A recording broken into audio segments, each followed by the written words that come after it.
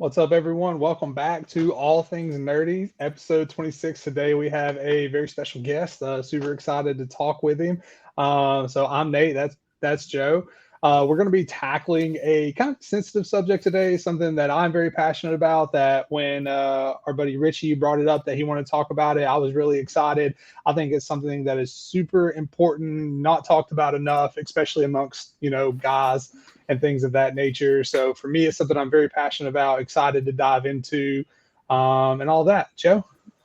Yep. So super excited to kind of push that taboo away of mental health and dive into it, especially with someone that we know so well. So it's awesome to kind of hear a little bit about their background and get some insight on it too. But before we jump into that, Nathan, where are you joining us today from? Today I'm in Berlin. I just got here. Literally ran from the train station to the hotel to get up here to log in to get in a Wi-Fi. But I'm in Germany. That's dedication right there. It's like get to Germany. What's the first thing he does? Jumps on all things nerdy. I haven't eaten today, but that's not true. I ate this morning, but I've not eaten since. So Appreciate the dedication, man. But without further ado, Adam, talk nerdy to us. Yeah, thanks. It's really cool to be on this side of it. I've joined a couple, through LinkedIn and saw, you guys kind of running the show, but it's pretty cool to see it coming up from the behind the curtain, so to speak. So yeah, thanks for having me.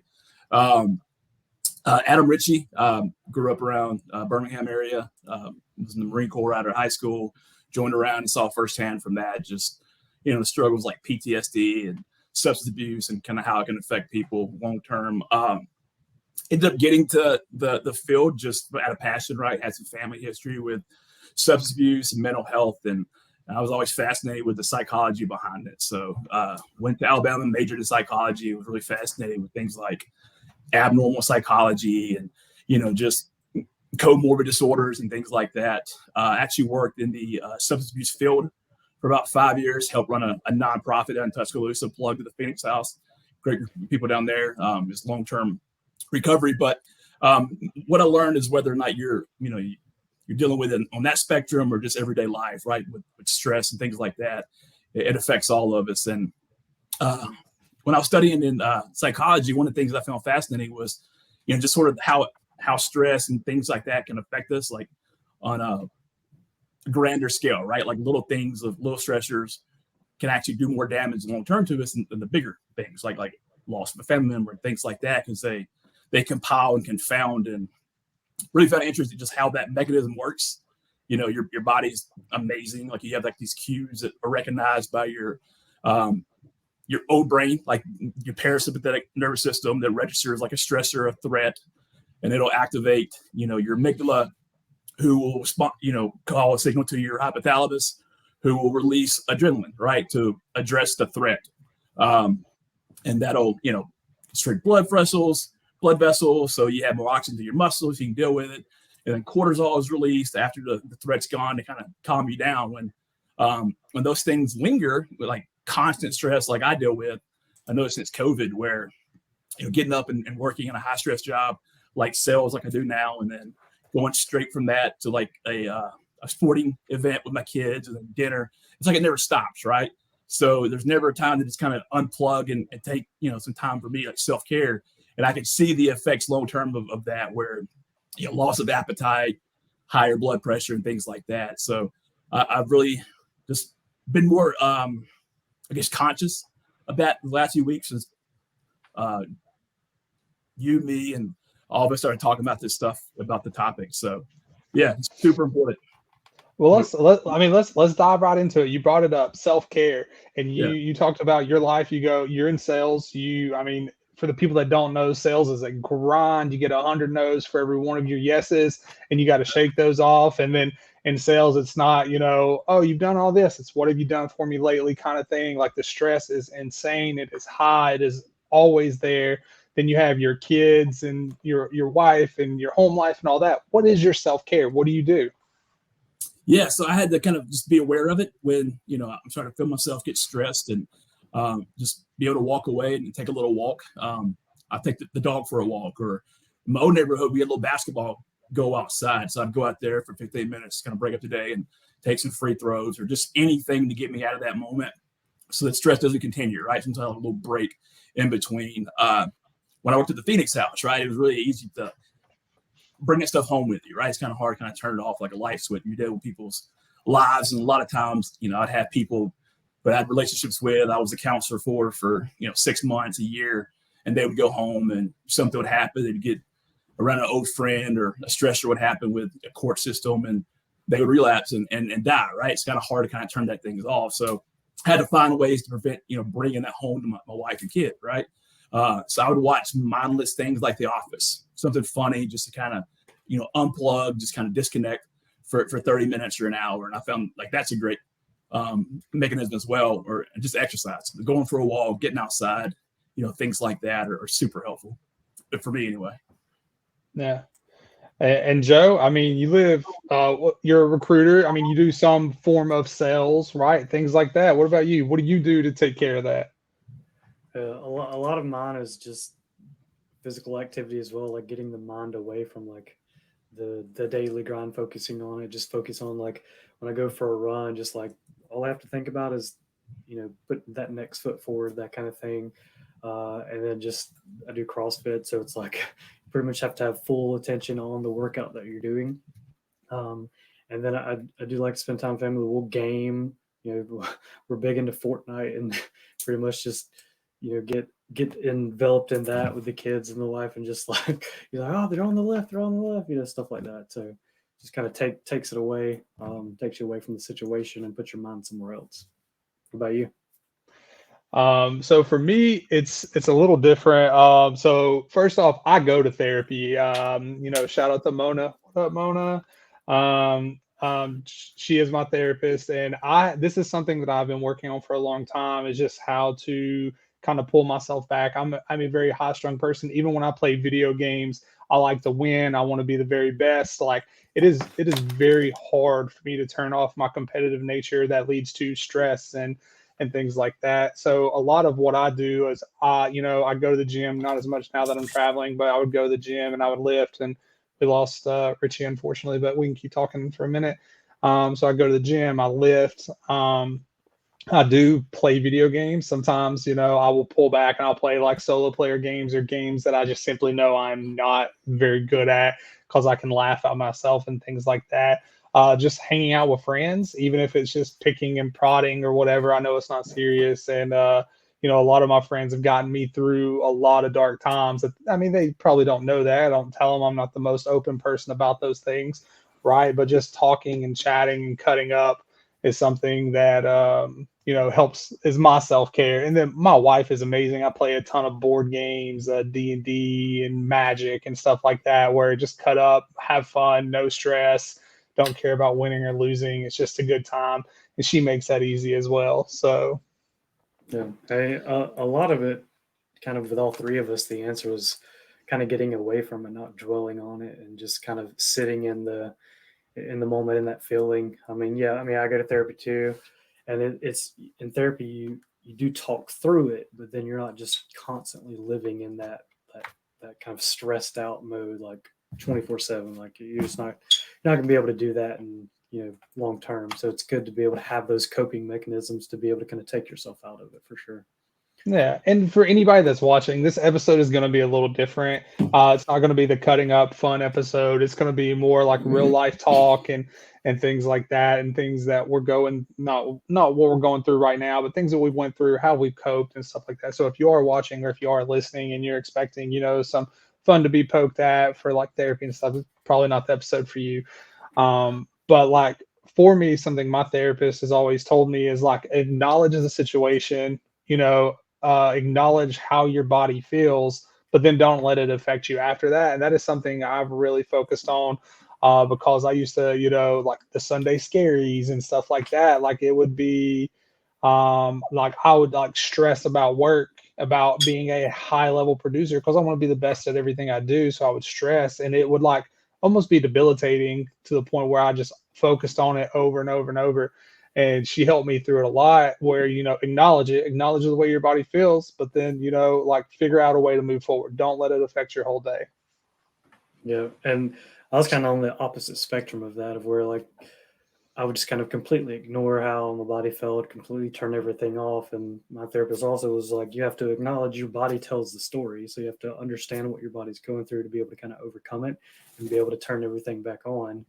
But we have a comment from Stephen Evans. So my first 2 months in recruiting were highly stressful. Shocker, right? And my girlfriend, now wife, would very nicely push me to go on a run.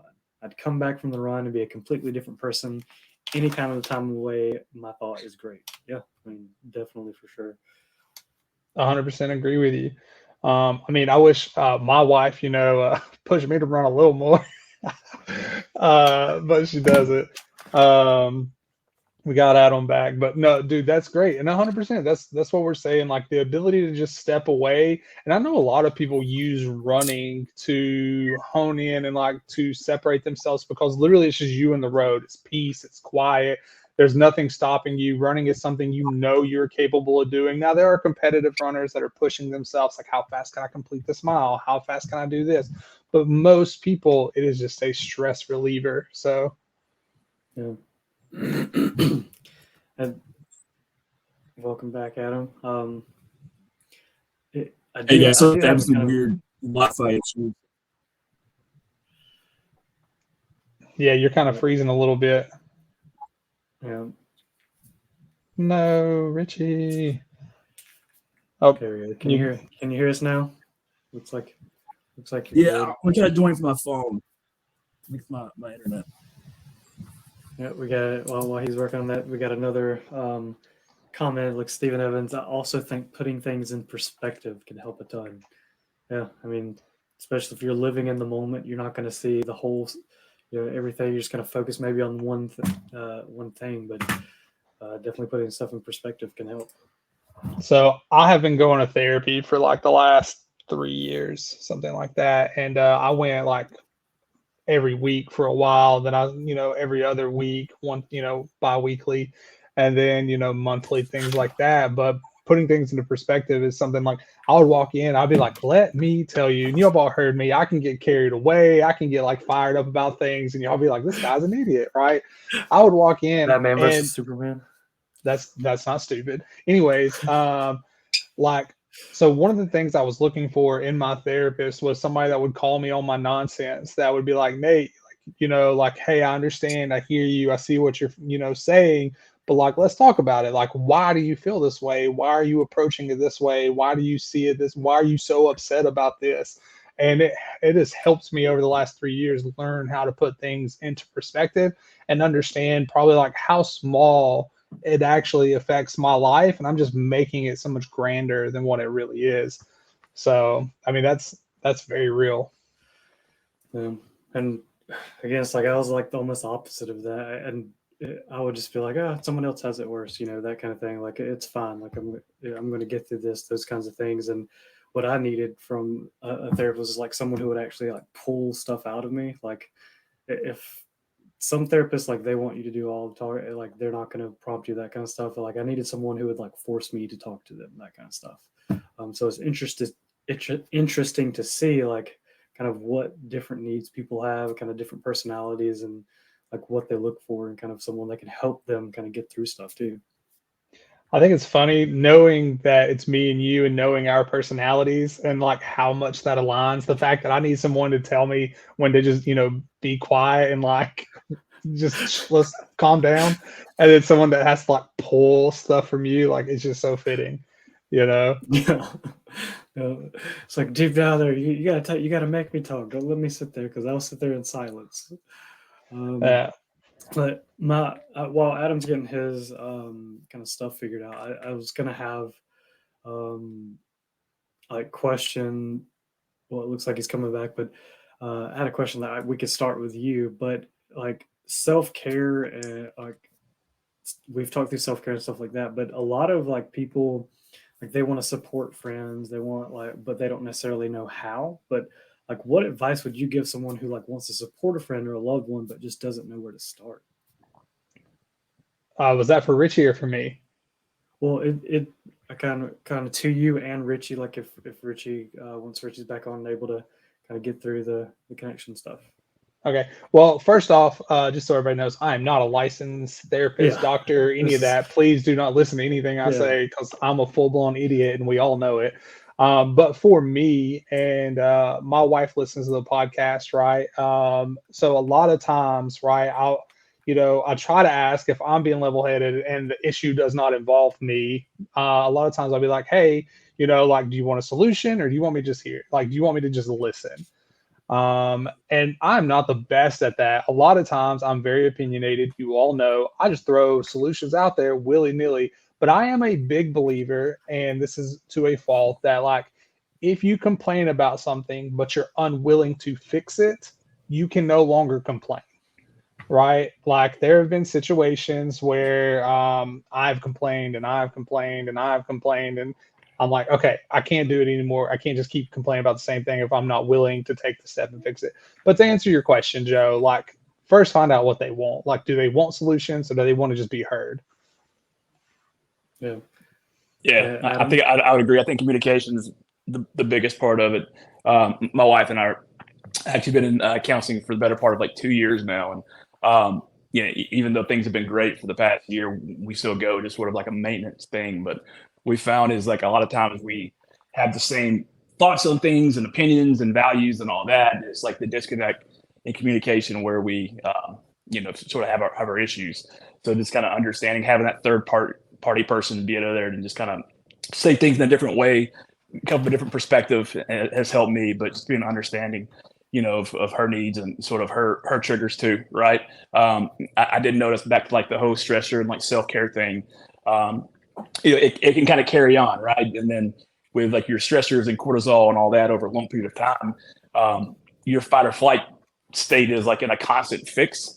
So you can even start to like lash out at things that you normally wouldn't have, right? Start getting snappy at the kids, or perceiving things my wife says is more threatening, or just different than what her intentions are. So just understanding like that about me, and just kind of stepping out and realizing I need to go for a walk or go to the gym or go watch an office, or just something like that. So just being more mindful of not only myself but also her friends, whoever it may be. Yeah. I think that is And something that I've really worked on, is being able to acknowledge when I'm irritable, when I am grumpy, when I am just stressed beyond belief. And I'm just like, hey, like, just know, like, I'm very irritable today. Like, I just need to chill. I need to calm down. Like, my wife does a great job. Like, there'll be times where I just want to go lay down. Just the day's been too much. It's like murdered me. I'm just tired and exhausted. I go, like, I don't go to sleep necessarily. I just go lay down in silence for like 10 minutes, kind of like recenter myself, as ridiculous as that sounds.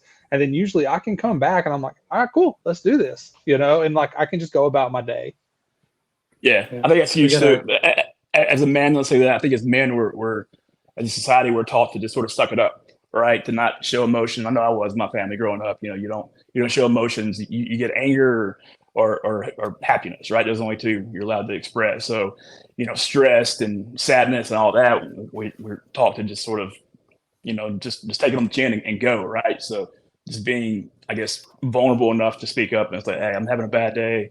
I'm stressed out. This is me. Just being more in tune with yourself, and just honest, I think it's huge as well.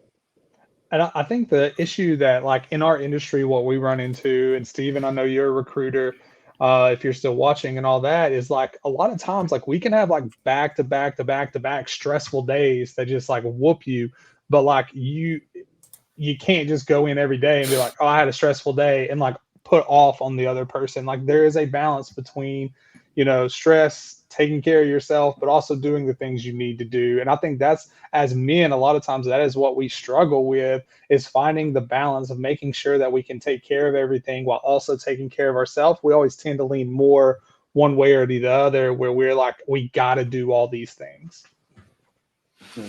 we had Stephanie dropped a comment when we were talking more of like self-care therapists, those kinds of things, like just someone to validate what you're going through. I mean, and that's huge.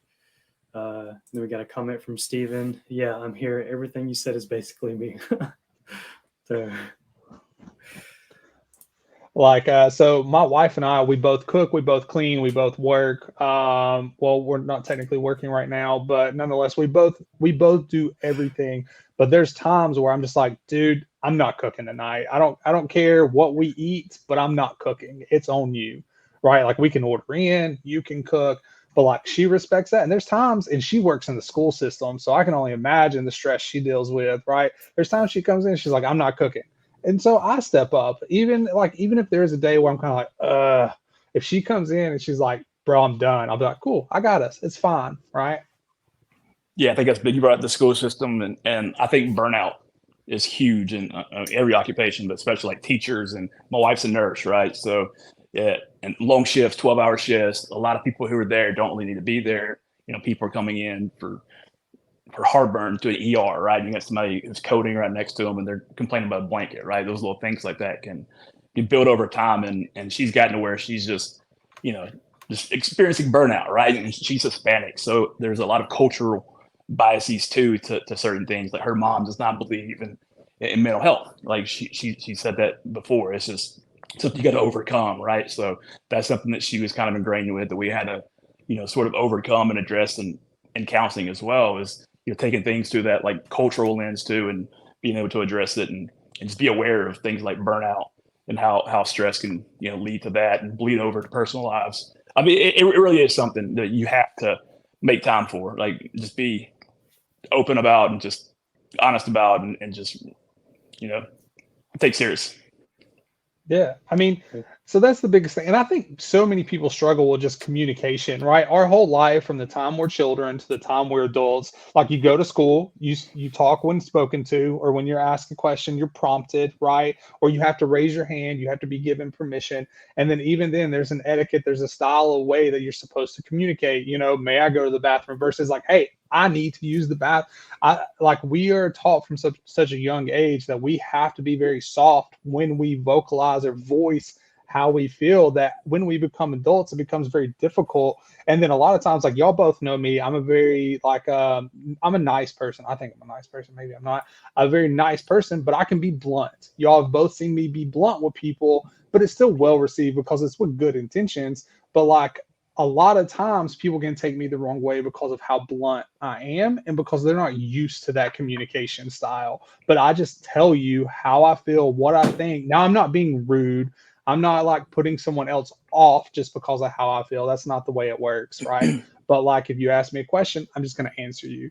But people have a hard time with communication. Yeah, I think that's big too. Like, me coming from the military, I struggle with that too. My wife knows me; she gets me. Everything. I'm saying or doing is coming from a good place, right? But you don't.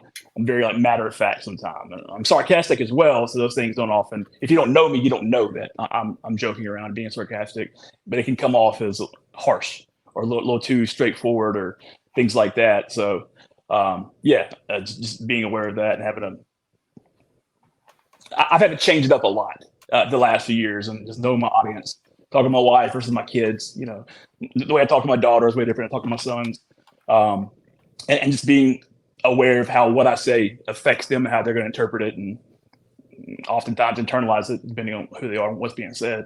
There's so many little things you have to be mindful of, because you don't know how it's going to affect them long term, or how they're going to, interpret it and handle it, that sort of thing. So Richie, we talked about it briefly while you were gone. What I looked for, do you go to individual therapy or no? Not anymore. So I did, when we found this counselor. So she wanted, I think, 6 or 7 like individual sessions to get like a baseline for each of us, right? And then we came in together. Now it's all like couples. But no, there was probably about a month or two where it was just me and her. Yeah, I thought it was How, super helpful. how did you find this therapist? Uh, so insurance, right? I had to go through my insurance and figure out which ones are covered, right, in my plan, which sucks. Right, you don't have access to everyone you want unless you want to come out of pocket. And it really was trial and error. I went through 3 of them before we found one that we both clicked with, and were comfortable with, and thought had our wants and needs and their best interests, right? So yeah, it Yeah. was a little trial and error. Yeah, I mean, So that is one thing we should talk about real quick is just the process of finding a therapist. I thought it was kind of weird. So when I was in New Orleans, I tried to find a therapist. It's almost like a dating site. It's kind of weird. Like they tell you what they do, how they Yeah. are, how they approach things, And I had this one lady. I called her, or she called me. I scheduled a call, and she called me. I remember I cussed, and I have a bad mouth. I cussed on the call. She's like, "Oh, we don't really cuss them out." And I immediately knew. I was like, "Oh, not for me then." Like if you can't handle me cursing, like this is not gonna work. So trial and error is fine. Is essentially what I'm getting to, and I think that's great that you said that because it's something that you might not always click with the first person. You got to find the person that works for you. Yeah, and always you got to be selfish, right? Because you're trying, you've got a goal to accomplish that's going to affect your life in the long term, or your relationship, your marriage, whatever. So you got to be a bit selfish. But a lot of people don't know. So a lot of companies have certain like family type setups where they'll give you free uh, sessions of like mental health. I think our company has 5, right? So every year you get 5 free sessions with a counselor that's in their network, and a lot of insurance companies have that too built in the mental health thing. So a lot of people aren't aware of that as well, and you use those 5 free ones or 3, whatever your company or insurance provides to do that trial and error. Figure out which ones you're not feel like you're wasting money or time or anything like that because it's free. Yep. So what is kind of one of your aha moments that you've had with like just mental health, like something that has like drastically affected your life that you've been able to look at it and be like, I gotta fix that. Is it just the self-care, or what is something like that? Yeah, stress is how I handle it, and that it's very subjective, right? So the things that I would find stressful, might not bother my wife at all, right? And that's okay. Just because it doesn't affect her, it doesn't mean it's not valid to me. It's not my sort of stress. So have to be aware of that. And just like the importance, and just I've seen firsthand how it could just build up over time. I mean, I was in the Marines. A lot of my friends came back from combat, PTSD. Suicide's very real, especially in substance abuse, right? So you see how those people over time feel like there's no escape, right? So that was one reason why I wanted to get in there. So people who are like me, who come from the same background, and show them a path forward, that there is light at the end of the tunnel, that there is help out there. Not to make any permanent decisions on a temporary problem, right? So that was one of the aha moments for me, is that with little work, going through some of the tough things, like anybody get to the other side. Like there's always greener pasture somewhere else. Just got to go do the work to look for them. And kind of like not really building on that, but of like another side of the coin is there's a lot of misconceptions and myths about mental health. Like, is there a particular like myth or misconception that you like have seen a lot, like in your work or in when you were getting your master's, those kinds of things that you'd like to address or kind of like debunk in a way? One of the biggest ones, I mean, the way that the government and police like treat people with substance abuse, right? Me personally, I was injured in the Marine Corps, ruptured 2 discs in my back, and was prescribed Oxycontin at the age of 20, and was told that it was non-addictive, right? So I believed my doctor, right? I was young, and up to that point, I was terrified of painkiller. I wouldn't take a Tylenol because of how my parents were, right? And you do anything long enough, you're going to be dependent on it. I mean, you drink soda every day for 5 years, you go without it, you're going to have some sort of effects in your body, right? But just how people label those things as like a moral deficit, right, instead of like a true disorder, like a true disease, because it really is, right? So that's one of the biggest misconceptions I feel like people, there's something morally wrong with that person because they chose this or alcohol or painkillers over going to work or overpaying their light bill, whatever. It really does get to like the old brain and like survival mechanisms kick in, and it really does feel like life or death to some of these people. So it's not that they're a bad person. They're coping with some kind of stressor the only way they know how. Like they just have poor coping mechanisms. That's the one they found to kind of give relief. So yeah. I've seen so many people bounce back from substance abuse, alcoholism, and things like that. Able to get it figured out, get back on track, become, the people that they wanted to be. I'm not going to say a good person or a bad person or anything like that. The people that they were hoping to be, anyways. But the truth is we all have demons. right? Every one of us, me, Joe, you, and all the people watching and all the people not watching, we all have demons and we struggle with them and things like that. There's dark times, there's good times and stuff. But like, to answer your question that you just asked, the taboo thing, something I hear a lot is, as a guy, like mental health, like I have to just push through. And that's not true. You can go get help. You can go talk to people, and talking to people helps so freaking much. Yeah. Yeah. Even if your Definitely friend piggyback or on that somebody or yourself, like self-talk, like positive affirmations. That's one of the things that Navy SEALs do to like help out with their I don't know where over time, but like their amygdala, so it's not as responsive, so that reacting in critical moments, right? They don't have an overactive amygdala that sees everything as a threat, right? So they do like self-talk and planning and breathing techniques and little things like that can help you so much, with stuff like that. Yeah. Yeah. And we are a little over time. Do you have a hard stop, Richie? I didn't ask you.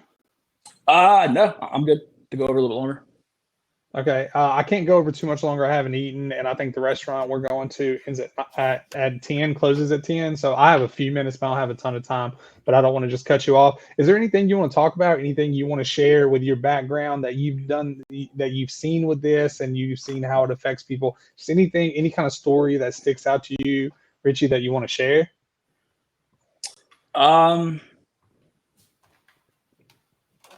I mean, there's a lot that I can't because like HIPAA. Like I guess I can say it without using names, but like I said, those coping skills are huge, right? People just don't develop those growing up, because your family, like men, are taught to just kind of suck things up, and that's not always what works for everybody, right? Especially some men, just that's not enough, right?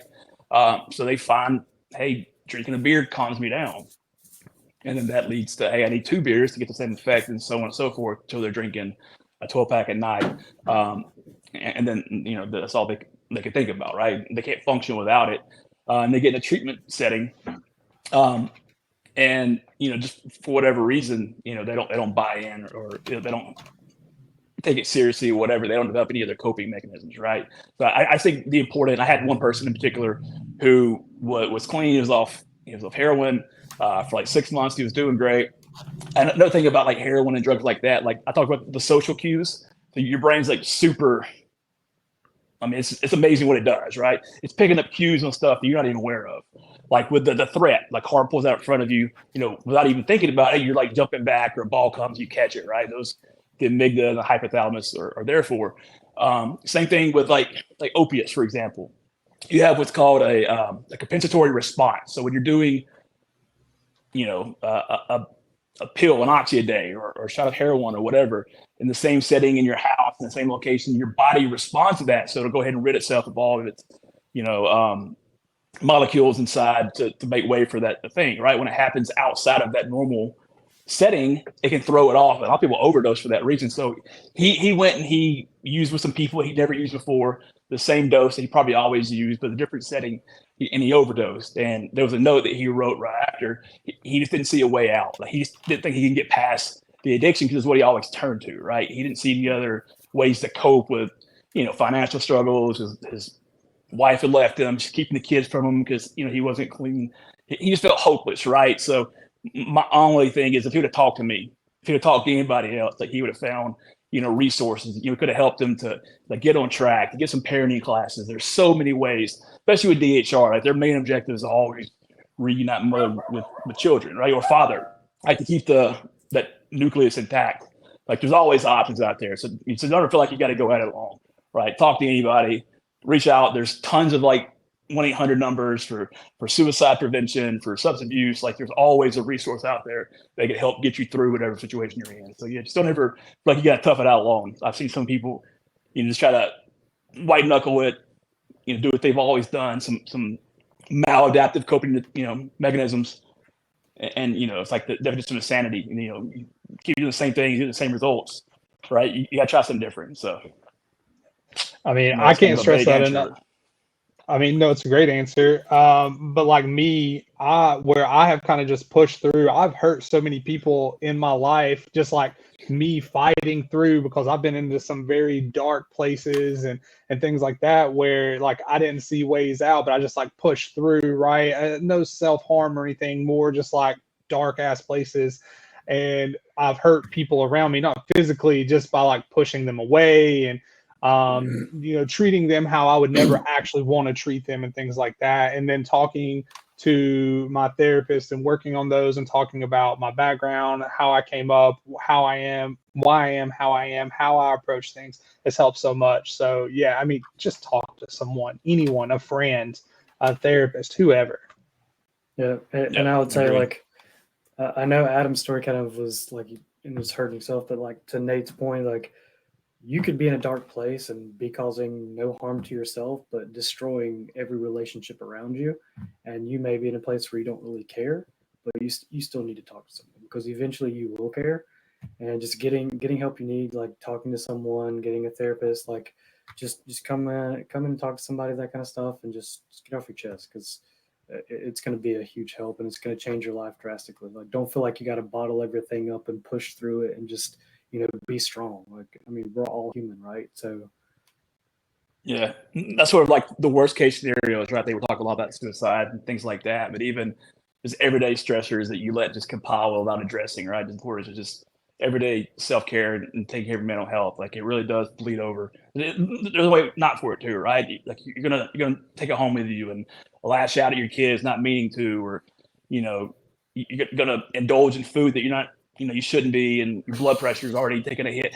There's tons of things that you're gonna like try to self-medicate or compensate for, right? By not addressing the root cause, and it's probably something to do with mental health, right? So just taking the time to self-care, half an hour a day, something, getting outside, exercising, talking to someone, it could be the world of difference. Yeah. Well, guys, I am gonna have to go. Richie, I appreciate you taking the time jumping on. I hate that you got disconnected for like 10, 15 minutes on a 30-minute podcast. I was hoping to dive into a lot more of like your education on the topic and things like that, but we kind of just went off talking about personal experience and everything. But I appreciate you jumping on here and being open and talking about it. Joe, same. I mean, you're always on here, but appreciate you being open about, your struggles and what you went through. I know I talked a lot and I'm talking on a lot now, but like this is something I'm very passionate about. I just want everyone to be good and everyone to go talk to somebody. So like I love this topic. Yeah, be okay. Yep. Thank you guys. Yeah, and I'll say like if for anyone listening, like go and read the write up on Adam. It kind of gives a little bit more of his personal background that we weren't able to get into, his education, stuff like that. And it just like you'll be blown away with just some of his background, and kind of you'll understand what he's saying and where he's coming from for real. So, but thanks again, Adam, for coming on talking with us. Thank you guys. Yeah, have a great one. See ya.